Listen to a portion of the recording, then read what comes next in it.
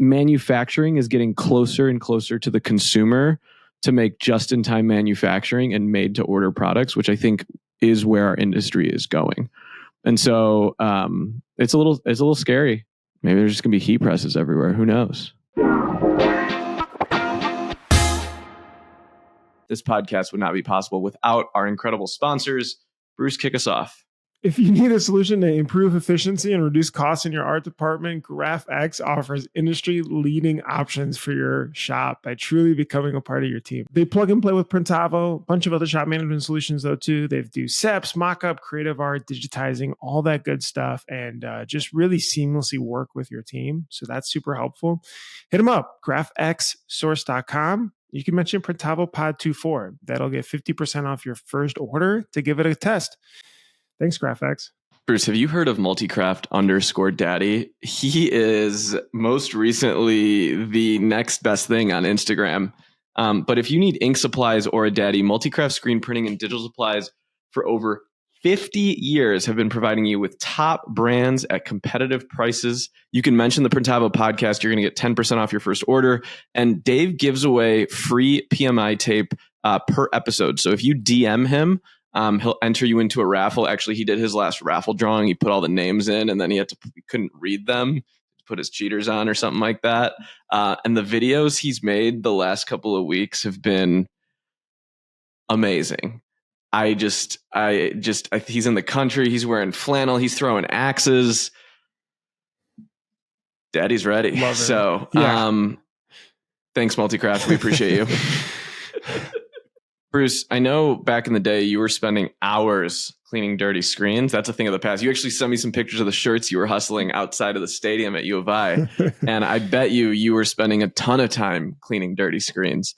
But that's a thing of the past with EasyWay screen printing and screen cleaning chemicals. Their innovative formulas are designed to work quickly and effectively so you can spend less time cleaning and more time creating. Plus, EasyWay is passionate about empowering printers of all skill levels. They offer helpful resources and expert advice to help you succeed in printing. There's no other company like EasyWay. We use them at Campus Ink.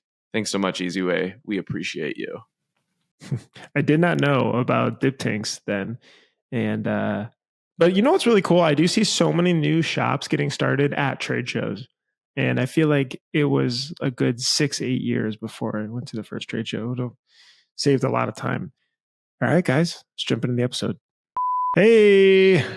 Hola. Hi, Andy. Hello, and hi, Andy. Hola, Steven. Where are Hola, you? Bruce. Are you in your shop or are you at home? Yeah, I'm at my shop. Oh, okay. It's just It's like bright. I moved a little bit and I opened my curtains, my blinds. Have you ever, as a kid, like rearrange your bedroom, like put the bunk beds on the other side? Like every few weeks. Yeah. Talking about our childhood, I read my first fiction book in a decade. Have you read, Bruce, when's the last time you read a fiction book? I know it took you 2 years to read Traction. Fiction? Not since Goosebumps in 2003. Andy? No, I have no idea. It's a long time. Harry Potter?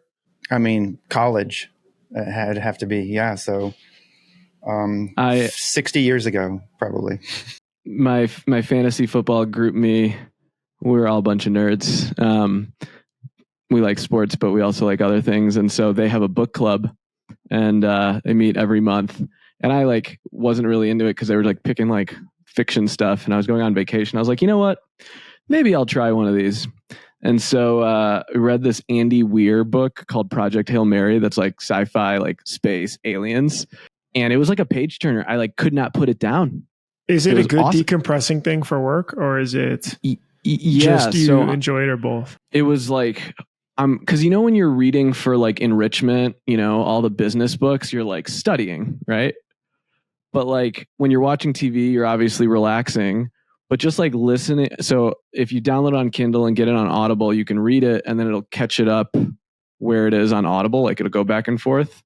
And so I would read some before going to bed, or I would listen to it driving, and it was just so entertaining. And I was like, oh, I could just listen to a story. It was awesome. Yeah, I think I was catching up with James. I'm sure he's fine mentioning this, but he was saying he actually likes reading fiction to decompress after. And I was like, I used to watch Kardashians. That would be my decompressing time. Is a little brain mush. Stephen, I just remembered the book my last fiction book, and it was Da Vinci Code. Ooh, And I read it Angels super and fast, Demons. like in a couple of days or whatever. Yeah, it was great. Any listeners if you have any good fiction books, send those in. Maybe we'll get Bruce hooked on fiction. What is Bruce, your you gotta try it. decompressing thing, Stephen? Like it's like a long day. I just like need to not think about work. Sometimes I turn the fan on and stare at the ceiling. Really? Count the revolutions? I just like stare at it and I'm like, oof. I don't know, Bruce. I kind of got it from you of like sometimes I just stare at the wall for a minute. I would go to the bathroom sometimes. Like sometimes during the day, I just need quiet. It wouldn't bother me. And you could sit in the bathroom and it's just like until your legs go numb, then you gotta. You guys know this, but I picked up hobbies. I take piano, photography. I have been reading a lot of books. I play a lot of tennis, a lot of fitness, health stuff. I feel like that is a way to just like clear my head. Andy, what about you? What do you do to decompress? I go downstairs to the second floor and get on the treadie. We know that. Well, walk, run? Fast walk, little incline. Do you do that like 30 minutes, 3.0, 12 incline workup? No, 12 incline is insane. I know. It's so hard. Mm-hmm. Other than that, I would say just some tea. You do the night tea, the nightly like I have tea right now, like a but chamomile. not nightly. Hot tea, yeah, that's chamomile, relaxing. Yeah, chamomile from Trader Joe's. That's where I get mine. And then reading, I guess, true. Yeah, I do that, but it's normally nonfiction. This is one of I brought this today because so I brought this to share. This is my second time through of this. Can you see it? Feck. Yeah. What is it? I can't read that. Yeah, feck per function. So it's the second time through with it, and I have something to share from it when we talk about something later in the show, the anti-goals, which I've never heard of before. And so I made some up. Well, Andy, you're here and we wanted to invite you on. Andy, I think we talk like 3 times a week, twice a week. I don't know. It'll be like when we talk last, like Friday, and we just catch up.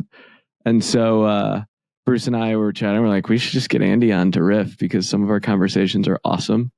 And similarly to our other friends like Justin Lawrence and stuff, when we have our friends on here, the conversations tend to be super vulnerable and we see that listeners like it.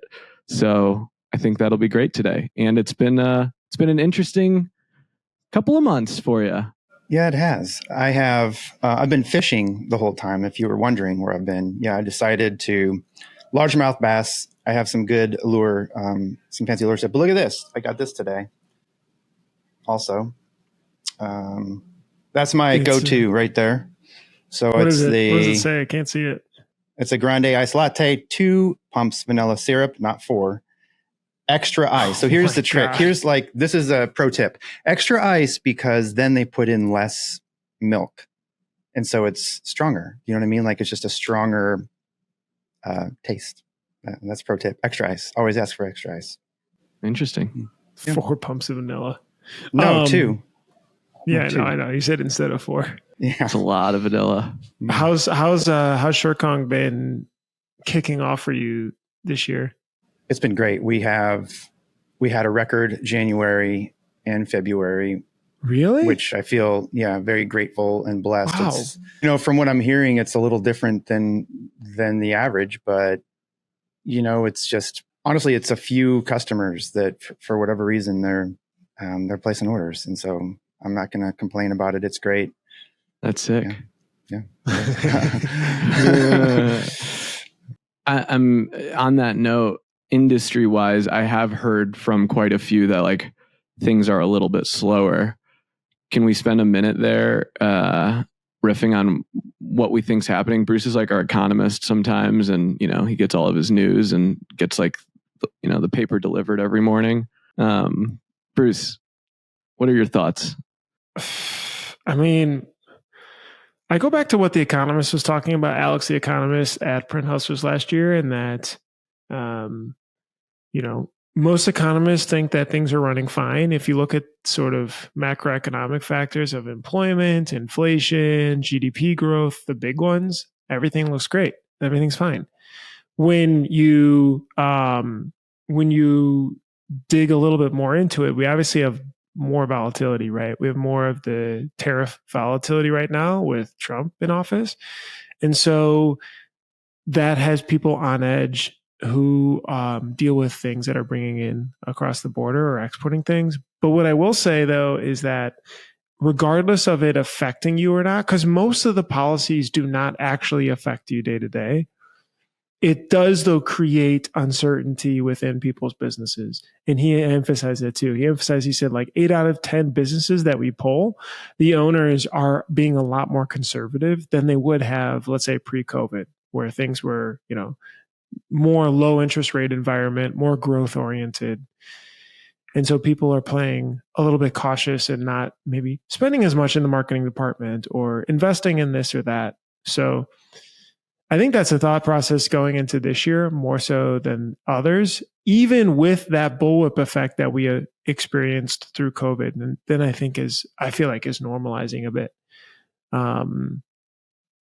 But, I don't know. The printing industry is so diverse, though. You're right. Like there's so many different sectors that we service. There's so many different industries. There's so many profit to nonprofit to government to non-government to some international to some, a lot of small business to like, it's very hard to be able to say. I mean, supposedly those, what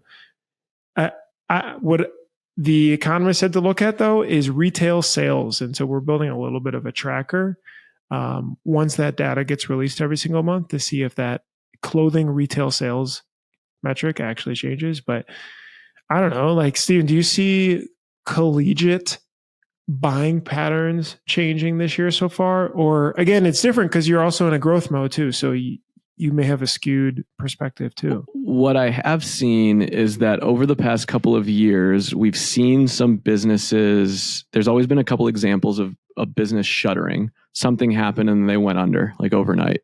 And so I feel like everyone's sort of, everyone's just being more cautious, trying to reduce waste and trying to just be a little more frivolous. Like if we see, maybe like the government is slashing thousands of jobs and cutting all this stuff and whatever Elon's doing, right? Like, maybe we should cut a couple things too. So I feel like there's this ripple effect happening of like, let's protect ourselves, let's cut a little bit, let's make sure we're safe, so we don't turn into another example. That's just my gut. Andy, what about you? Yeah, other than that one customer, like what do you feel like? Well, the one customer is interesting in that it's a quarter ahead of everything. And so they're buying, we're printing Q2, finishing up actually printing Q2 things. And I like to look at that because it's a predictor of things to come. And so, they're forecasting. It really does help me gauge what's happening here at our shop. And so I think a lot of the stuff is in line, and so because they're filling, so they're buying off of low inventory. And so, and they're trying to fill shelves.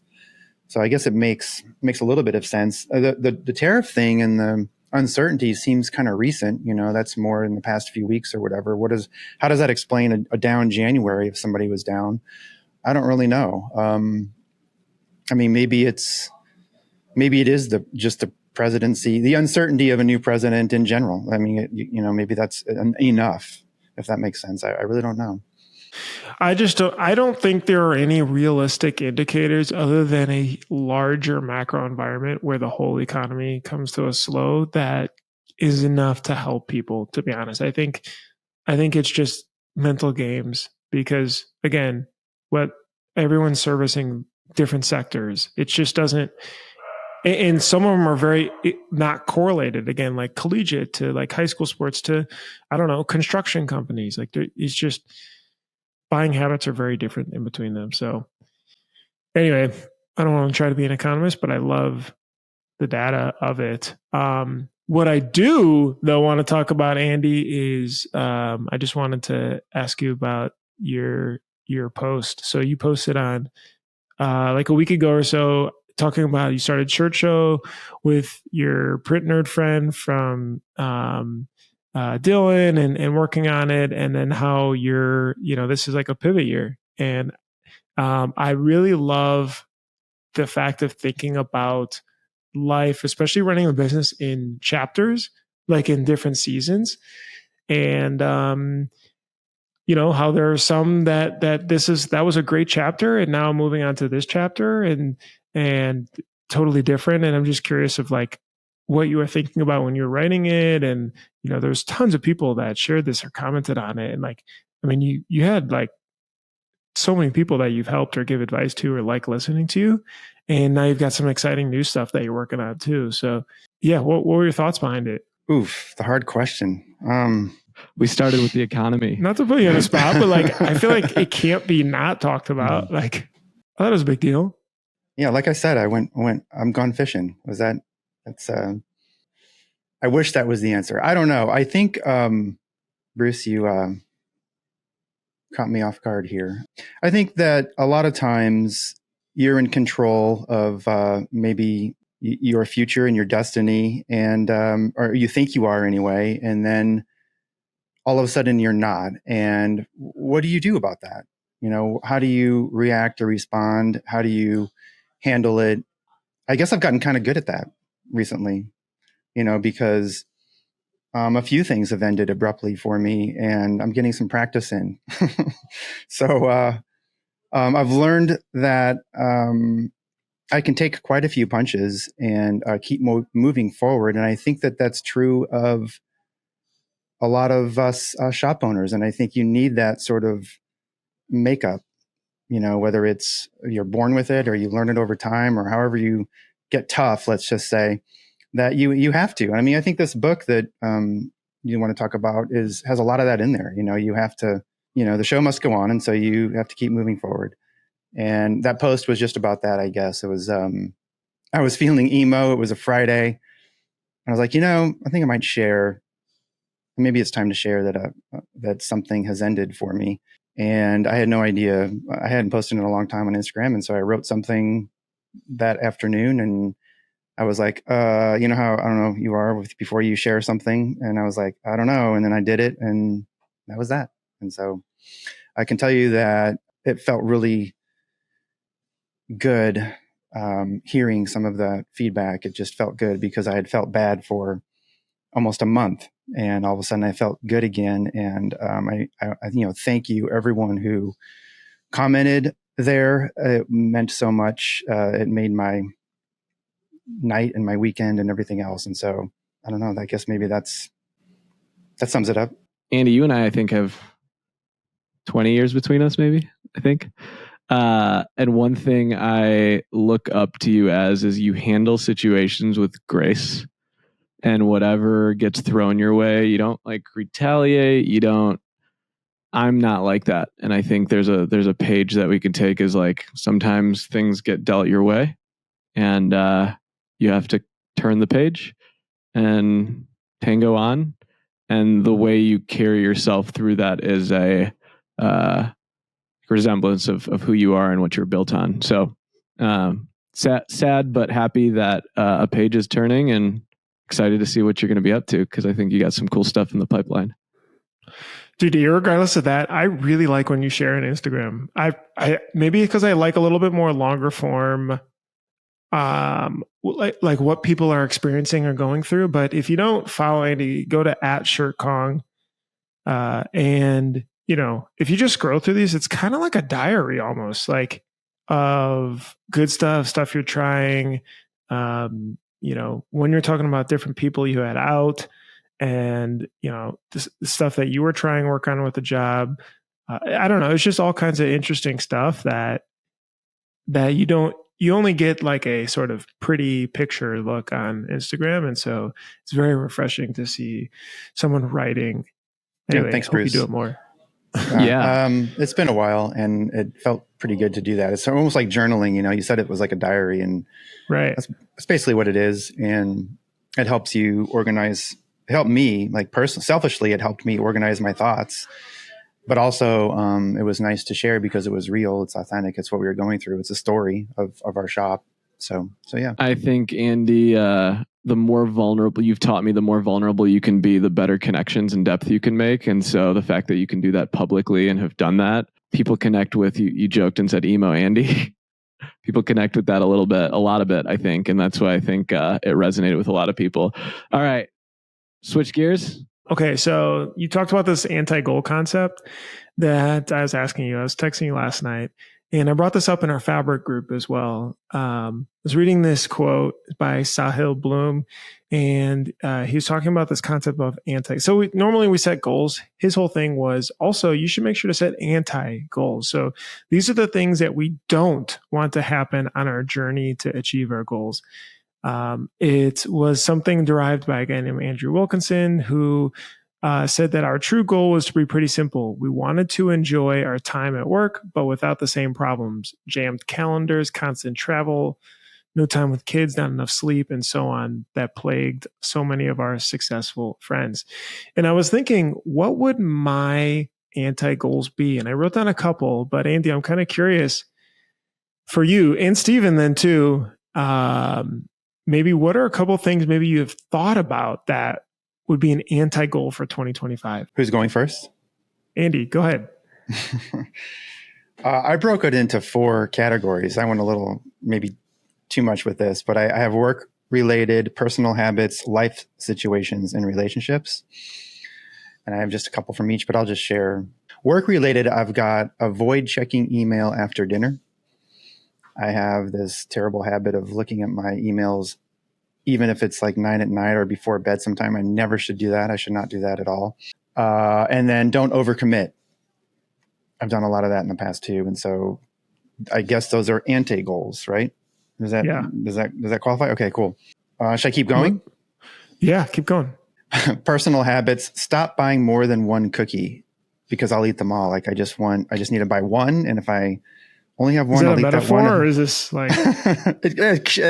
I guess it could be, yeah. But if I buy 2 cookies, I eat both of them, and 3 and so on. So I was like, I gotta just buy one. And then, stop telling myself that I'm getting old. I say that a lot. And, if you're tired or whatever it is, or this and that, or you look in the mirror in the morning, it's like, I'm getting old. I need to quit that, knock it off, because you sort of believe and think and act what you tell yourself. And so I want to stop doing that. Life situations, I wrote down, no more wives. That applies to me, maybe me only. And then, so this is a good one. All right. So this is why I brought this book, and I think you'll like this.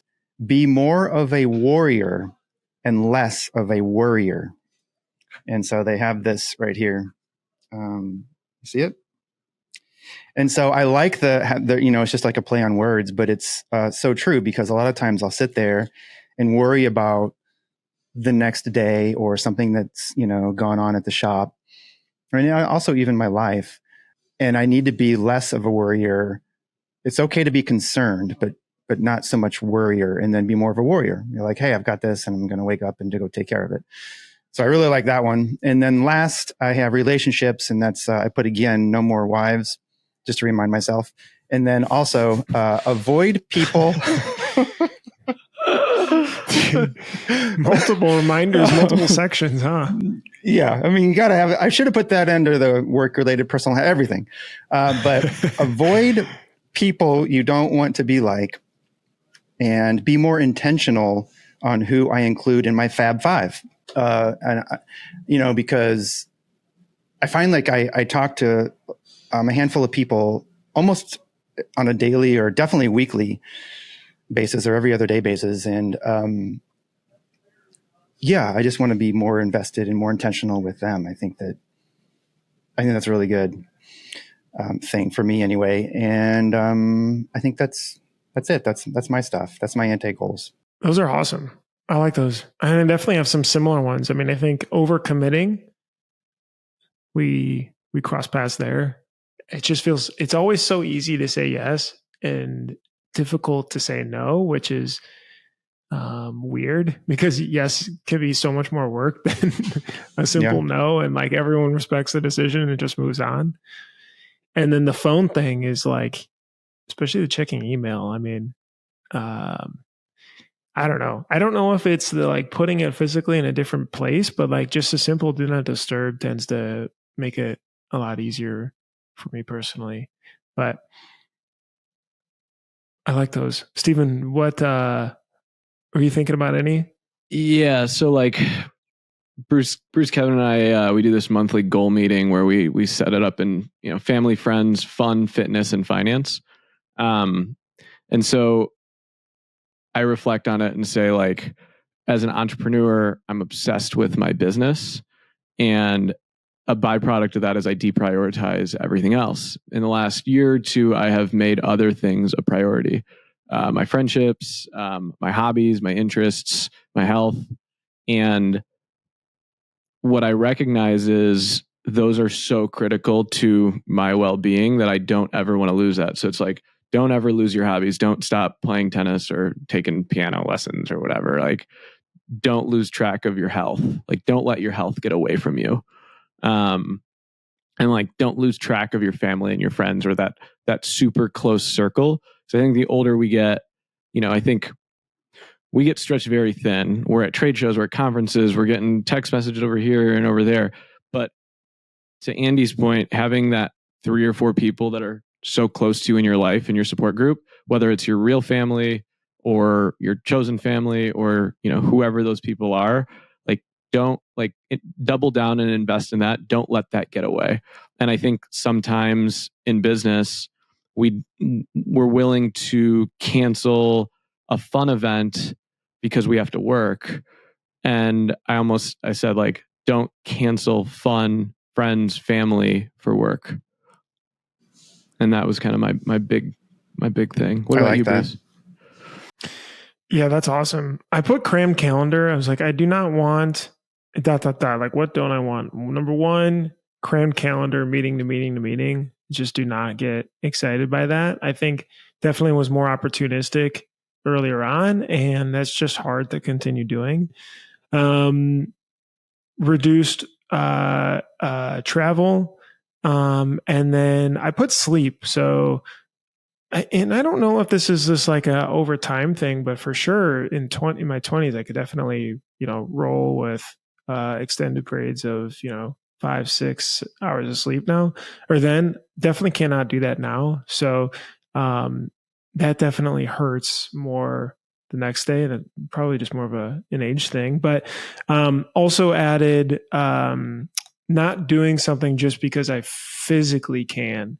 So like, I can join that meeting, pick up that call, like, take that meeting with this or whatever. Like, I can take stuff off other people's plates, but like, it seems to only go one way. Like, you only ingest it. It's like, you don't tend to like give it off and then like do it once and then give it back. You just tend to continue doing it again and again. And so that's on my anti-goal list. Maybe it's similar to your don't overcommit. Yeah, I don't know. Write them down. It's interesting. If you're listening, write it down. It's kind of a cool exercise to think about. And like, what are you doing every day to actually make progress towards that? Because it's easy to forget about it and not do those things. So that's cool. All right. Let's get nerdy about printing for a sec. I don't know if everyone's going to start to get ads for this, but I have been getting ads from Xtool. Xtool is like this startup company. They've made like laser engravers over the past that have like really blown up, or like 3D printers. And I've been getting ads about this consumer driven DTF printer that is like $5,000 or $6,000. Currently on Kickstarter, it's got $4 million raised by Xtool. And it's kind of scary because Xtool has a reputation, kind of like Cricut, of making some really beautiful consumer-based products. And I've always said, like, when Cricut comes out with a DTF, like, we probably need to watch out. Like, that's not going to be a fun day. And sure enough, here it is. Xtool's coming out with it. And they'll even say, like, similar print heads, this price, real actual support. And, I just wanted to put this out there and just get your initial feedback or feelings from seeing this. And describe it for the audio listeners. I'm playing the video, but they make it look super simple to unpack and set this thing up. But it's go through the setup of like, what are we looking at? So it's about the size of like a small little fridge, a mini fridge, if you will. It's got a 12-inch DTF printer on it. You load all the inks in there, and then it's got a shaker dryer that goes down. So it's a very small footprint. Probably no different than the size of like a 36-inch plotter, if you will. And it's like, anyone can buy this thing and start printing DTF prints. And I think in the last 5 years, the barrier to entry to DTF was super low, but the technology was not there. And there's a lot of overhead and support and issues and Chinese machines and this and that. And so like now kind of taking this tech approach to it. How much is it? I think it's like $6,000, I want to say. Still not cheap by any means, but it's almost like they're telling all the Cricut moms and dads, we're going to upgrade you now to DTF. And I wonder what happens when this machine is just in a retail store or, it's just everywhere, right? What do you all think about it? Yeah, I hadn't heard of it until you sent me that link, and it's like a consumer, I don't even know if it's prosumer, what you would call it. It's like a home-based, like a Cricut machine, because I can't imagine having it at your shop, like in like a production sort of volume environment, and also, $6,000. I'm still thinking if I'm out of my house, why would I invest that when I can just order DTF and I get it in 2 days? I know you're paying more, but is it reliable? All these things I start to question. I saw that it makes screens, like they ship you, like you can actually screen print too. It's not just DTF. And so they ship you a mesh, not on a frame, but they ship you mesh that has emulsion on it. And then it laser engraves somehow, your stencil. And then you clip that into a frame and you start printing. And I was just thinking, oh gosh, can you imagine the people? It's almost like, are you telling them the full story? Because you have to clean this up. Where are you going to do that at? It's screen printing's messy. And I don't know if people really know what they're getting into when they invest in this machine. I think it's complicated. Bruce, what if that machine was $500? Oof. Because that's crazy cheap. This is V1.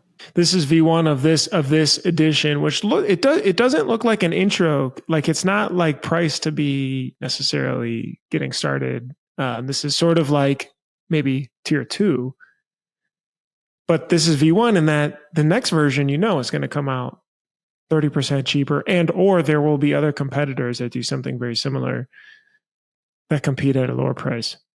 So my thoughts are like, what happens when the schools just have these in their, the schools just buy these, right? Or, they're so accessible, right? Like burning a screen and printing shirts is very difficult. And if anyone wants to start that and start their own business, we're like, good luck. You're going to have so much fun, right? But with something that's manufacturing is getting closer and closer to the consumer to make just-in-time manufacturing and made-to-order products, which I think is where our industry is going. And so it's a little scary. Maybe there's just gonna be heat presses everywhere. Who knows? I think the one thing to note is that this is also a Chinese company. I think we had a lot of connotations of, oh, wow, it's a Chinese company, probably doesn't work that great or probably doesn't look that great or whatever. But what I will say is that the innovation is moving a lot quicker than that now. Like it's a beautiful looking product. Obviously, you haven't looked at instructions or setup or we just looked at an Instagram reel, but like super well designed. They've got clearly other products here. They've also got, I'm looking on LinkedIn, they've got some sort of US support based team. So they're leaning in that direction as well, which is defeating the well, you can't get support. It's over there. You're going to have to talk to someone on WhatsApp. And it's the next evolution. And so maybe the question is less of how it affects consumers and how it actually affects manufacturers. Because if you start to have people that can manufacture quicker and at a lower cost than what US companies or Portugal companies or, you know, other press manufacturing businesses, or in Israel, then I mean, competition gets, you could have 50 of these companies that spring up, like appear by next year. And you already see it, right, at the trade shows. So, like, why couldn't they enter some of the more, you talk about screen printing or, right, enterprise level discussion? Yeah. I mean, Stephen, you have firsthand experience with DTF machines and the challenge of making sure they're running. And so, I mean, I can't imagine it's much different with this machine. And so, maybe it fills I don't know what your minimum is, but our minimum order here is 25 shirts, and so maybe it fills that market, and it doesn't, like, we wouldn't care, because I can't imagine doing 150 shirts, for example, off that machine. You know what I mean? Like, it just doesn't make sense. But like, Bruce, if it was priced better, I'll use like your wife's brand, Buhai. She's going to crafters and markets and stuff like that, and you're ordering transfers and heat pressing. If her sales were good enough, would you be like, hey, we'll just buy one of these and put it? It would definitely be a consideration.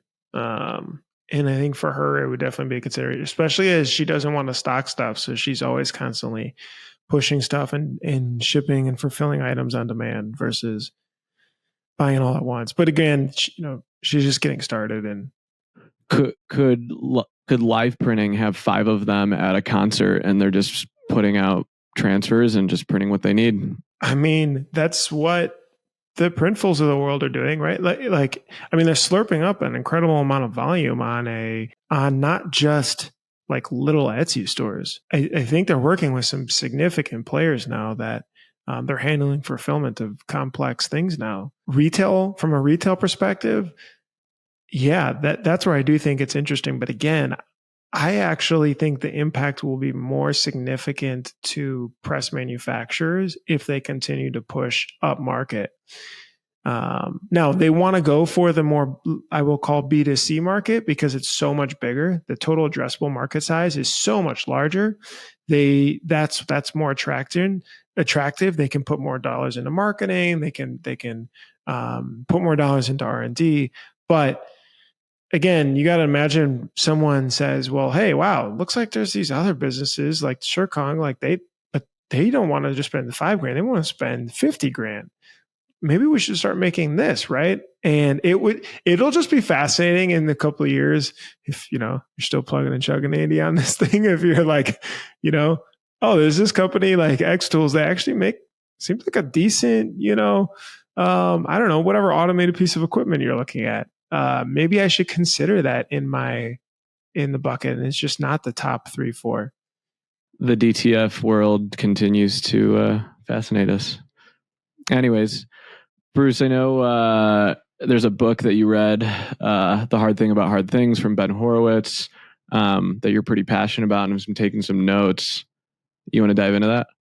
Yeah, this is a book. This guy, Ben Horowitz, really interesting guy. He's a venture capitalist in the tech world, very popular. He is a VC firm that's funded any top startup company you could think about, Uber, Airbnb, that type. They've invested in early on. He started his career running a few different tech companies before he started being involved in the investing side. If you enjoy these stories about sort of the 2000s tech world, the book Stephen recommended me to, The Hard Thing About Hard Things, really, really cool. I recommended it. And there's a few different quotes 5 different quotes I wanted to share with you guys. So I'll kick off the first one. The first one he says is, I believe in artificial deadlines. I believe in playing one against another. I believe in doing everything and anything short of illegal and or moral to get the damn deal done. When I say that, I feel like it has a huge amount of intensity behind it. Andy, I'm curious, what is your thought with that quote? And I think, again, this was a little bit different of a time, early 2000s. This was in this tech world, but especially that first part, I believe in artificial deadlines, I thought hit home. But what do you think about that when I read that? I mean, I liked the part about do everything, or what did it say? Yeah, do everything and anything short of illegal or immoral to get the deal done. And I think that, for a lot of us shops, like, including mine that started in a garage, like we faked it until we made it, and so we acted bigger than we were. And I think that worked in some instances because, for example, like I was running shirts for the largest hospital network in Missouri for their gift shops and for their employees. Yet I was in my house, doing that. And they had no idea. They didn't ask and I didn't say. If they asked, I would have told them.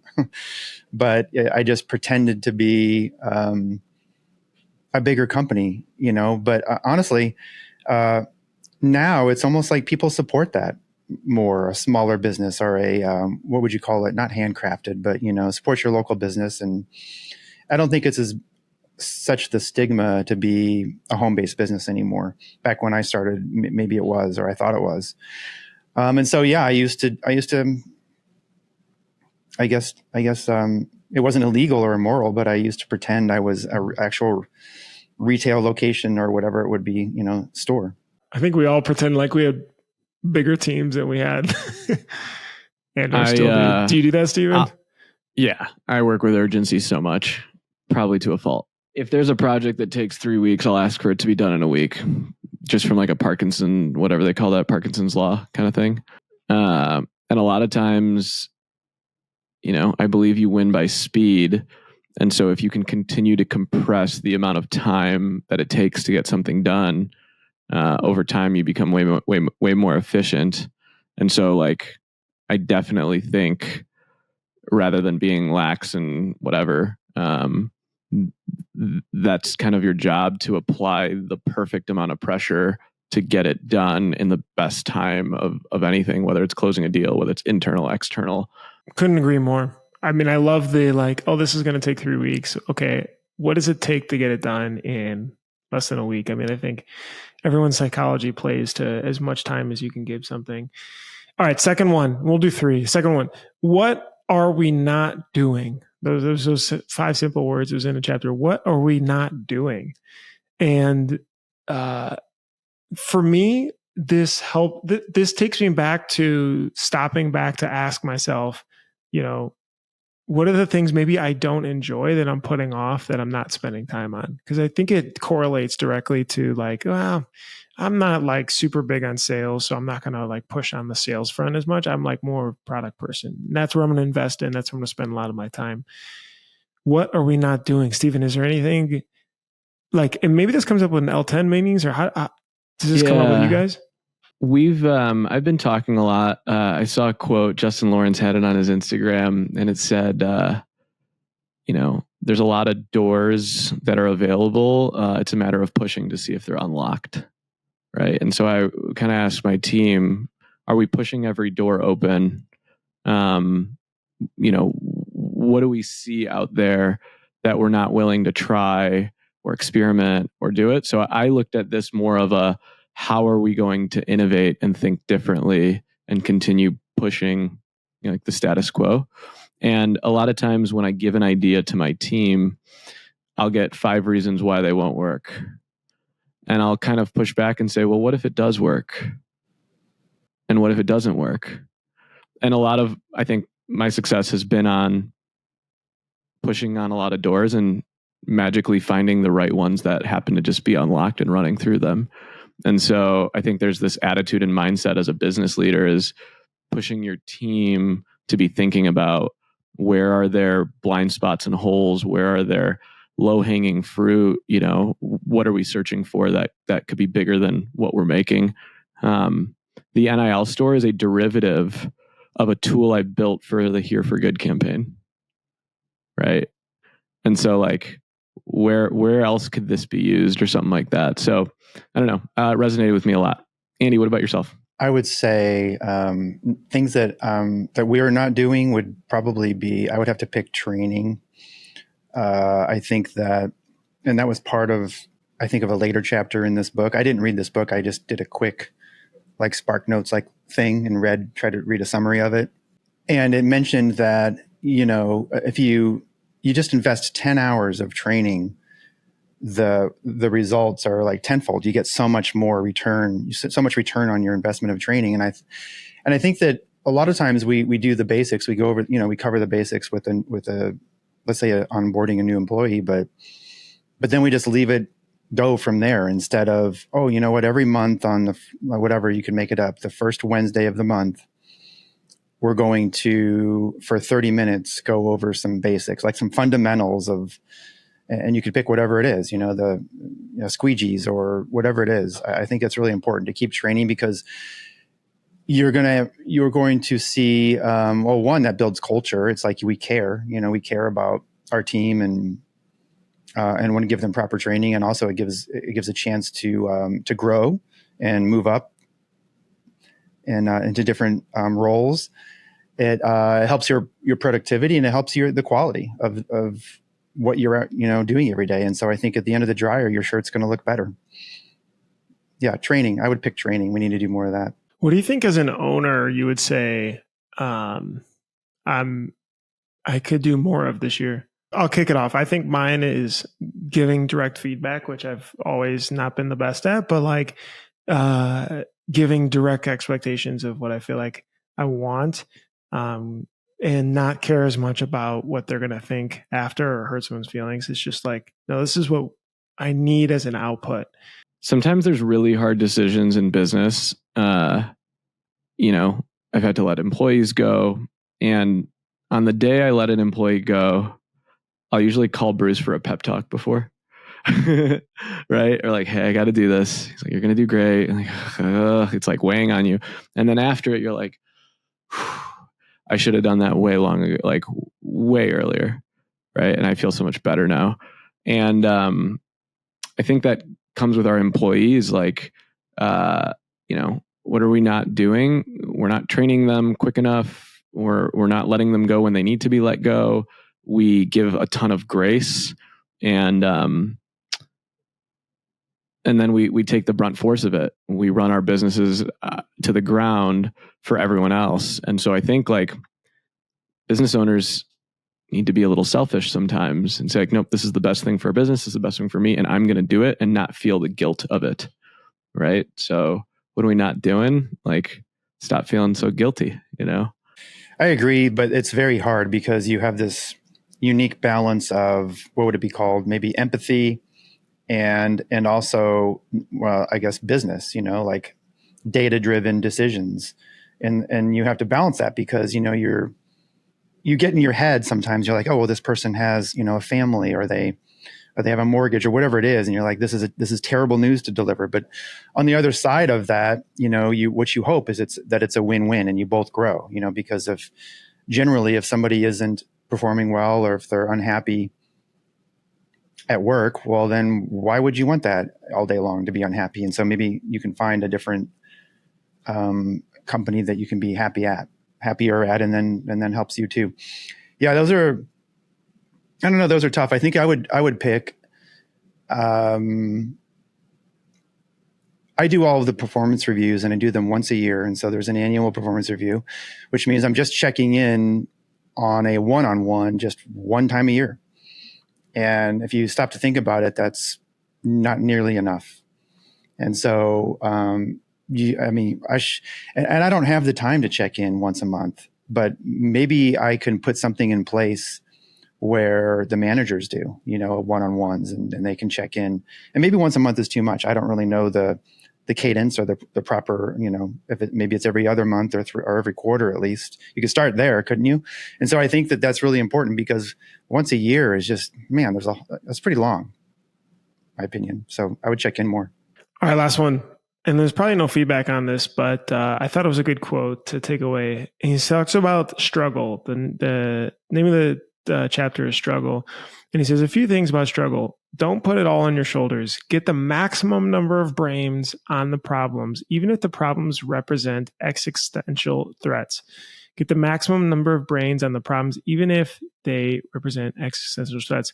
Play long enough and you might get lucky, and don't take it personally. Everyone makes mistakes. Everyone's CEO makes 1,000 mistakes, regardless of what you think from the outside.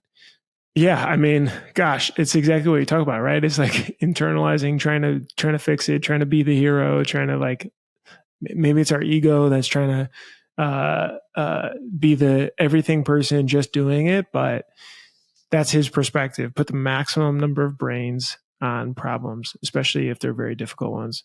It's an interesting way to frame it, Bruce. I've been fortunate enough as the business has grown to hire some really, really smart people. And we've been challenged with some really hard problems. We're actually launching on Amazon this week, which is massive. Working with Amazon is so hard. And every time I stared at it, I'm like, oh my gosh. And I was like, wait, Watson, Neil, Mike, you're way smarter. I need to step away and I want you guys to do this without guilt. And they're like, we got it. And an old part of me would be like, no, I got to be there with you. I got to be on every call. I got to be learning. And it's actually like, no. They're way smarter. They're going to tell me what to do and they're going to figure it out. And if they don't, that's okay too.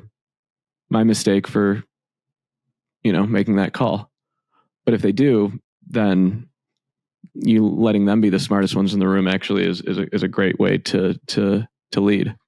That's my take. That's a good episode. Andy, thanks for hanging out. I said that in kind of a sad way. I don't know why. Andy, thank you so much for hanging out. Bruce, thank you. Yeah, this has been great. Thanks for having me. Also, Steven, it was great to see you. Yeah. Maybe we should FaceTime more. Maybe I'll start FaceTiming, Yeah, it's just voice or text, and it's not enough, is it? We need more. We need more. Printhousers, we need more of you liking and subscribing. We appreciate you guys. Don't forget to hit the like and subscribe button. You guys are awesome. Andy, you're amazing. Steven, you're incredible. We'll see you on the next week's episode. Ciao. Thanks so much for listening. Hopefully that was informative. Don't forget to subscribe. Don't forget to like. Don't forget to hit the bell for notifications if you enjoyed this video. If you enjoy all the stuff we're putting out, it's really helpful. We love to just be able to see it. That means that we're doing a good job. To subscribe, hit the bell for notifications, and hit the like button. And I'll see you in the next episode. Bye.